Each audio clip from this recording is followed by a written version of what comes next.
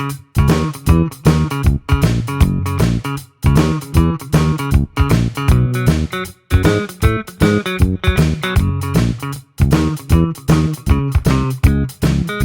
करने के लिए आप कोर्ट नहीं जा सकते, ये बात बहुत इंपॉर्टेंट है। उस चीज को चेंज करने के लिए आप कोर्ट नहीं जा सकते हैं, उस चीज को रेस्टोर करने के लिए आप कोई केस नहीं फाइल कर सकते हैं। उसके खिलाफ हमारा विरोध है, क्योंकि एक सेटल्ड प्रिंसिपल ऑफ लॉ है कि कोर्ट जाना हर आदमी का मौलिक अधिकार होता है। Doctor B R. अम्बेडकर साहब ने कहा था कि आर्टिकल 32 संविधान की आत्मा है। अगर आर्टिकल 32 जो कोर्ट जाने का अधिकार देता है, सुप्रीम कोर्ट जाने का अधिकार देता है, फंडामेंटल राइट्स को एक्सरसाइज करने का अधिकार देता है, अगर उसको छीन लिया जाए तो संविधान की आत्मा पे चोट पहुंचेगी। और इसीलिए प्लेसेस ऑफ वर्शिप एक्ट का सेक्शन 4 सब क्लॉज 2 असंवैधानिक है। और 15 अगस्त 1947 को तो हमें आजादी मिली थी। आजादी मिलने के बाद उस आजादी को जब हमने जिया है, उसको समझा है, आज समय ये है कि जो इतिहास में गलतियां हुई हैं तलवारों की नोक पे, उसको हम अपनी कलम से रेक्टिफाई करें। और इसीलिए ये सारी बातें कोर्ट के पटल पर रखी जाती हैं। ये मैं प्लेसेस ऑफ वर्शिप एक्ट का इंटरप्रिटेशन उस सेंस में बता रहा हूं जो आज एक मानसिकता के लोग इंटरप्रिटेशन देते हैं, और उस इंटरप्रिटेशन को सही समझ के मैं बता रहा हूं कि अगर उनको ऐसा लगता है कि ये इंटरप्रिटेशन है तो ये टोटल अनकॉन्स्टिट्यूशनल है। दूसरा एस्पेक्ट ये है कि प्लेसेस ऑफ वर्शिप एक्ट में धार्मिक स्वरूप तय होना बहुत जरूरी है। बिना धार्मिक स्वरूप तय हुए आप किसी जगह को ये नहीं कह सकते हैं कि ये मंदिर था कि मस्जिद था। इसीलिए अगर एक पक्ष ये कहता है कि ये पर्टिकुलर जगह मंदिर है और दूसरा पक्ष ये कहता है कि मस्जिद है, तो उसका धार्मिक स्वरूप तय होना बहुत जरूरी है। और इसीलिए न्यायालय पर जाने का अधिकार हर आदमी को है।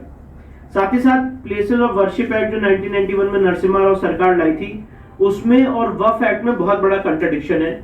उसका कारण यह है कि वक्फ एक्ट में इस तरह की असीम पावर्स वक्फ बोर्ड को दी गई हैं, जो अगर आप प्लेसेस ऑफ वर्शिप एक्ट से कंपेयर करेंगे तो आपको पता चलेगा कि समाज के एक वर्ग को कोर्ट जाने का अधिकार छीन लिया गया है। और दूसरी तरफ वक्फ बोर्ड बना के वक्फ बोर्ड के पास ये पावर दी गई है सेक्शन 40 में कि वो किसी भी संपत्ति को वक्फ संपत्ति घोषित कर सकता है, और उसकी जो इंफॉर्मेशन होगी वो उस आदमी को भी नहीं दी जाएगी, वो वहां पे दी जाएगी जहां से वो पूरी सोसाइटी रजिस्टर्ड है।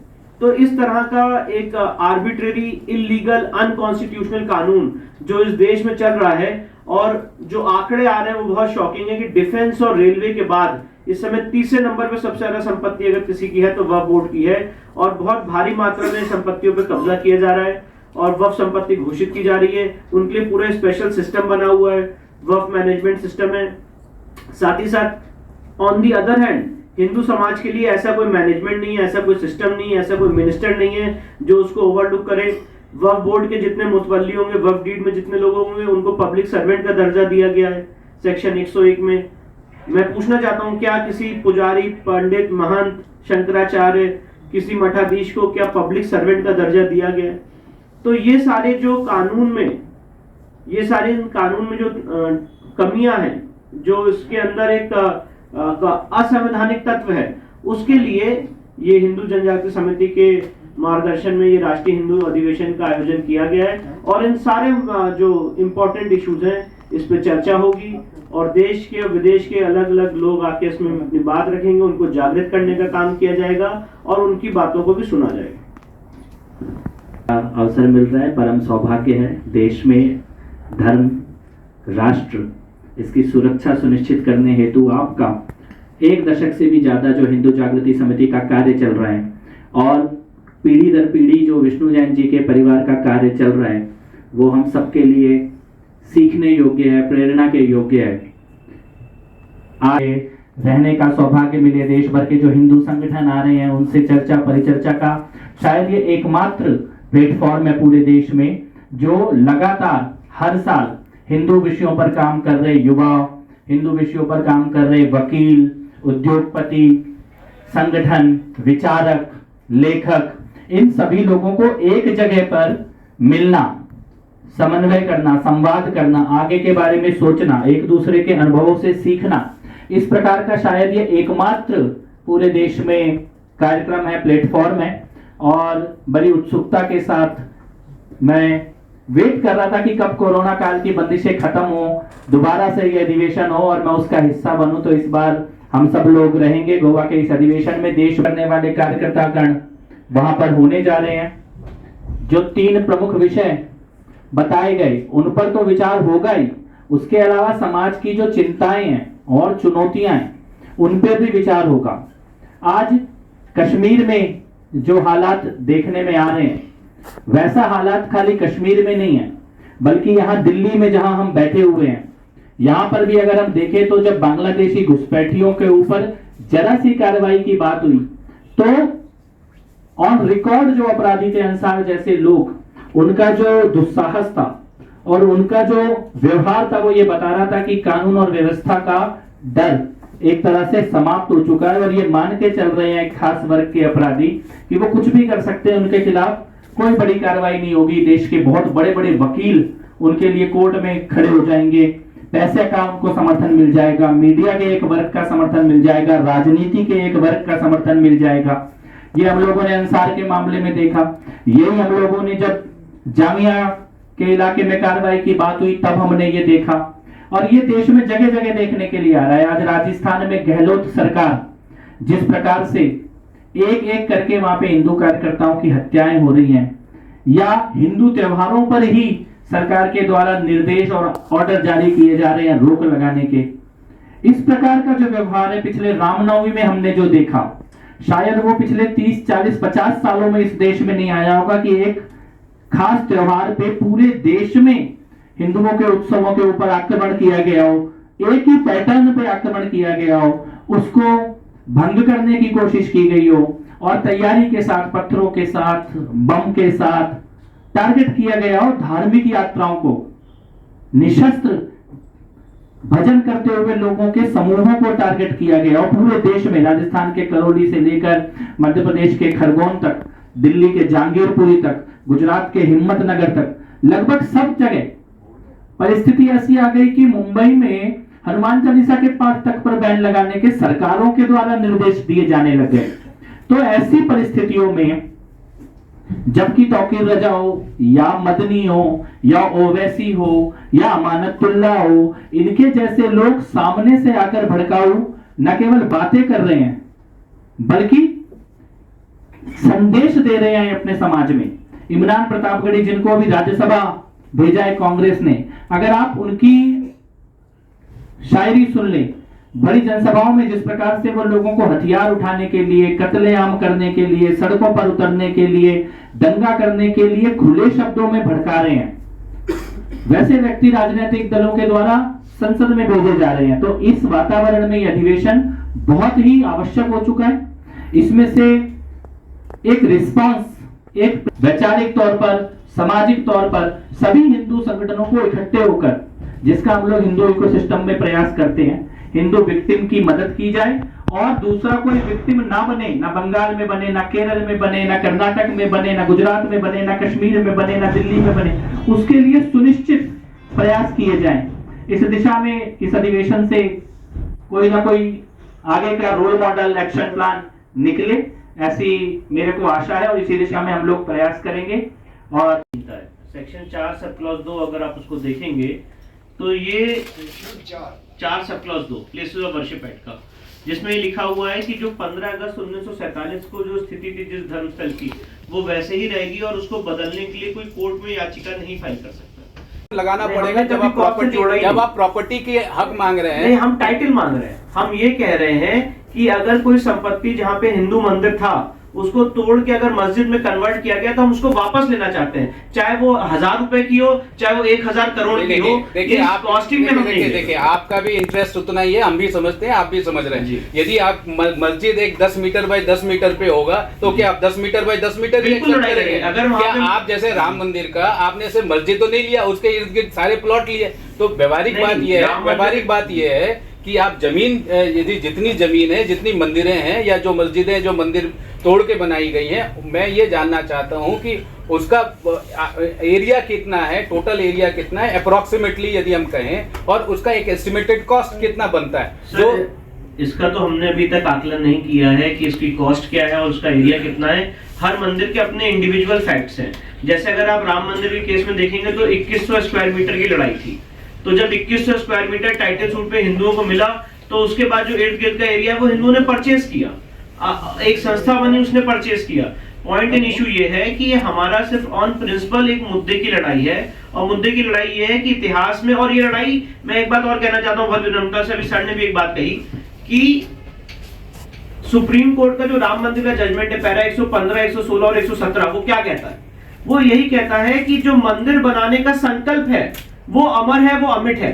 अगर इतिहास में कोई आक्रांता आके हमारे मंदिर को तोड़ दे तो आज की डेट में इस संवैधानिक इंडिया में हमें ये हक है कि हम उसको रेस्टोर कर सके। और सुप्रीम कोर्ट ने एक बात और कही है कि आज का सॉवरेन अगर उसको रिकॉग्नाइज करे, आज का जो संप्रभु है उसको अगर रिकॉग्नाइज करे तो उसको रेस्टोर किया जा सकता है। तो आज के संवैधानिक सेटअप में judiciary is one of the sovereign. जो 3 हमारे टीयर्स हैं उसमें जुडिशरी एक सॉवरेन फंक्शन परफॉर्म कर रही है, इसलिए हम कोर्ट में जा रहे हैं। और सर ने बात कही कि कितने मंदिरों के लिए जाएंगे, तो मैं दोनों का एक साथ उत्तर दे देता हूं। पहली बात तो जो आंकड़े हैं सीताराम गोयल जी की किताब में, वो आंकड़े अपनी जगह है, पर एक ये जो मूवमेंट है ये एक ऑर्गेनिक तौर पे चलाया जाएगा। ऑर्गेनिक तौर का मतलब, अगर कन्याकुमारी में मेरे किसी भाई को लगता है कि यहाँ पे एक मंदिर था जिसको तोड़ के किसी और धर्म स्थल में कन्वर्ट किया गया है, तो उसको ये अधिकार है कि वो कोर्ट में जाएगा। उसके लिए जरूरी नहीं है कि एक पूरा एक आंदोलन चले। हाँ, हमारा वैचारिक तौर से उसको समर्थन रहेगा, हिंदू जनजागृति समिति का वैचारिक तौर से समर्थन रहेगा, पर ये बहुत ज्यादा लोकल इश्यूज हैं, जो लोकल इश्यूज हर समाज के लोग अपने स्तर पे डील करते रहेंगे। पर जो उनका कोर्ट जाने का अधिकार रोका गया है, हम उस अधिकार को ओपन करना चाहते हैं। ये उस चीज की लड़ाई है। अब ये आज होगा, एक साथ होगा, 50 साल बाद होगा, कितने दिन तक चलता रहेगा, पर मैं इतना कहना चाहता हूं ये तब तक चलता रहेगा जब तक एक एक मंदिर वापस रेस्टोर नहीं कर लेते। देखिए उसमें सवाल साथ से हमने जो फाइटिंग अगेंस्ट कंटिन्यूइंग टेररिज्म, इसका जो कश्मीरी हिंदुओं पर अत्याचार हुआ उसका एक फ्लेक्स प्रदर्शनी हमने 13 भाषाओं में करके भारत के कोने कोने में जागृति करके हमने हिंदुओं को संगठित किया।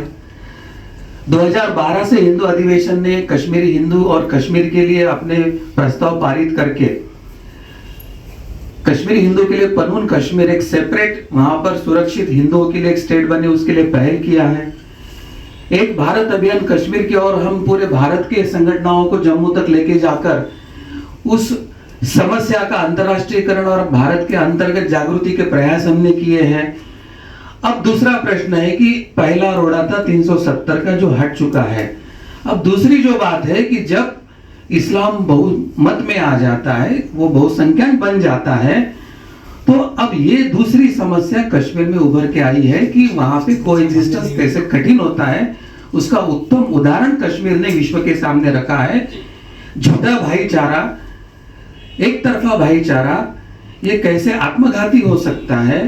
तो इसके लिए जो पनून कश्मीर, उन्होंने जो अपनी योजना रखी है कि हमारे लिए एक सुरक्षित स्थान वहां दिया जाए, हमारी सुरक्षा की पूर्ण व्यवस्था हो, और उसके साथ धीरे धीरे एक्सपेंशन उन्हें करना है, तो उस मूलभूत बात को लेके फिर से इस अधिवेशन में कश्मीर समस्या पर चिंतन मंथन होगा।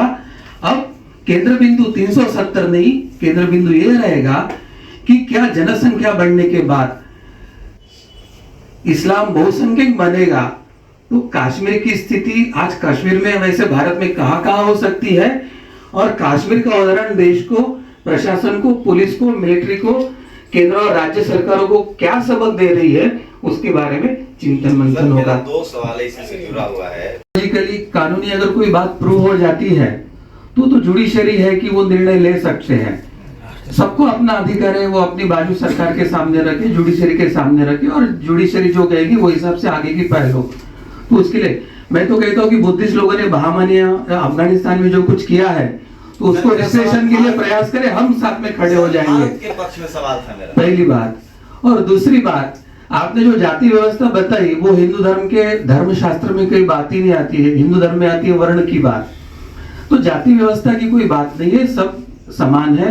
और रही वर्ण व्यवस्था की बात, तो भारत सरकार के क्लास 1, क्लास 2, क्लास 3, क्लास 4, ये क्या व्यवस्था है और वो वर्ण व्यवस्था से अलग क्या है, इसका चिंतन मंथन करने पर आपको उत्तर मिल जाएगा। मेरा सीधा सवाल है सर, क्या जितने मंदिर हैं बड़े बड़े, अगर वहाँ बुद्ध की निशानियां मिलती है, जो सबसे बड़ा जो नालंदा है, विक्रमशिला है, तक्षशिला है, ये सब बुद्धिस्ट प्रतीक हैं। वहाँ सब जगह धरती के नीचे खुदाई हो रही, तो बुद्ध हड़प्पा मोहनजोदड़ो सब निकल रहे हैं। क्या उन तमाम मंदिरों को बुद्धिस्टों को लौटाने के लिए आप तैयार हैं, अगर वहाँ खुदाई होती है तो? हम ये कह रहे हैं कि जिसको ये लगता है वो जुडिशरी के पास क्लेम करे, भैया बैठ जाना और जरा। जितना डीप तक आप खुदाई करे तो आपको पता चलेगा कि जड़ में क्या है। और शूद्रों की और अछूतों की क्या स्थिति होगी हिंदू राष्ट्र? हिंदू धर्म में शूद्र नाम का कोई शब्द ही नहीं है, ये शब्द एट्रोशियस है। शूद्र नाम का हिंदू धर्म में कोई शब्द नहीं है। Thank you. उसके लिए सरकार सर्वे करेगी, राज्य सरकार, और उस सर्वे का जो खर्चा होगा वो राज्य सरकार वहन करेगी। तो सबसे पहली बात यहीं पे विरोध उत्पन्न होता है कि क्या ये आर्टिकल 27 का वायलेशन नहीं है? क्या जो हिंदू मंदिर है, हिंदू संपत्ति है, उसके लिए क्या कोई सर्वे होता है? क्या उसके लिए सरकार कोई खर्चा करती है? वक्फ काउंसिल बना हुआ है जिसके लिए माइनॉरिटी वक्फ बोर्ड के अंदर जो बड़ी बड़ी प्रॉपर्टियां आई तो वो तो शायद उन आक्रांताओं की थी। जी देखिए, यही शत्रु वोट क्यों नहीं कहा जाता? जी बिल्कुल, संपत्ति क्यों? हमारा कहना यही है, आपने बिल्कुल सही सवाल पूछा। पहले वो इवैक्यू प्रॉपर्टी के तहत आता था, पर राजीव गांधी के टाइम पे एक ऐसा समय आया और इस समय पंजाब हरियाणा इस समस्या से बहुत भारी मात्रा में जूझ रहा है कि जो संपत्ति इवैक्यू प्रॉपर्टी थी, जो केंद्र सरकार जिसका कस्टोडियन था, आज वो सारी संपत्ति वक्फ बोर्ड को दे दी गई है और इसमें पंजाब हरियाणा के जितने लोग हैं वो इन सारी समस्याओं से जूझ रहे हैं। तो जैसा कि मैंने आपको बताया, वक्फ बोर्ड का section 40, section 107, section 108, section 52, section 53, ये सारे सेक्शंस असंवैधानिक हैं। और एक उदाहरण के तौर पे बात बताना चाहता हूं कि वक्फ बोर्ड को पावर दी गई है कि अगर किसी वक्फ संपत्ति पे इंक्रोचमेंट हो जाता है तो वक्फ बोर्ड सीधे डीएम को, एसएसपी को डायरेक्ट कर सकता है उनको रिमूव करने के लिए। आज वक्फ बोर्ड को सिविल कोर्ट नहीं जाना पड़ेगा। आज मुझे अपने मंदिर के लिए, अगर किसी ने मेरे मंदिर पे इंक्रोच किया तो मुझे एक लंबी सिविल लड़ाई लड़नी पड़ेगी, 30 साल 40 साल। राम मंदिर हम सबके सामने उदाहरण है, 1950 में गोपाल सिंह विशारद ने पहला केस फाइल किया था, 2019 में फैसला मिला है। पर वक्फ बोर्ड को ये पावर दी गई है कि अगर कोई आपकी प्रॉपर्टी में इंक्रोच करता है, then you can direct the state government कि आप उनको उस प्रॉपर्टी से रिमूव करें। तो ऐसे बहुत सारे वक्फ एक्ट के फीचर्स हैं जो असंवैधानिक हैं, जिसकी constitutional validity Delhi high court में भी माननीय अश्विनी उपाध्याय जी ने चैलेंज की है, हम भी उसे चैलेंज कर रहे हैं, सुप्रीम कोर्ट में भी हमने चैलेंज की थी। और इसीलिए इस पे एक परसेप्शन की लड़ाई, एक लोगों को जागृत करने की लड़ाई हिंदू जन जागृति समिति के माध्यम से गोवा में की जाएगी। सर, हिंदू अधिवेशन देखा ये जा रहा है कि वक्फ बोर्ड के प्रॉपर्टी के कारण आतंकी घटनाएं, आतंकियों को वकालत का फीस, सारे उनको असलाहे वगैरह खरीदने के सारे पैसे वहीं से आ रहे हैं, जो पता चल रहा है। देखिए, मैं कोई जनरल स्टेटमेंट तो नहीं दे सकता हूं।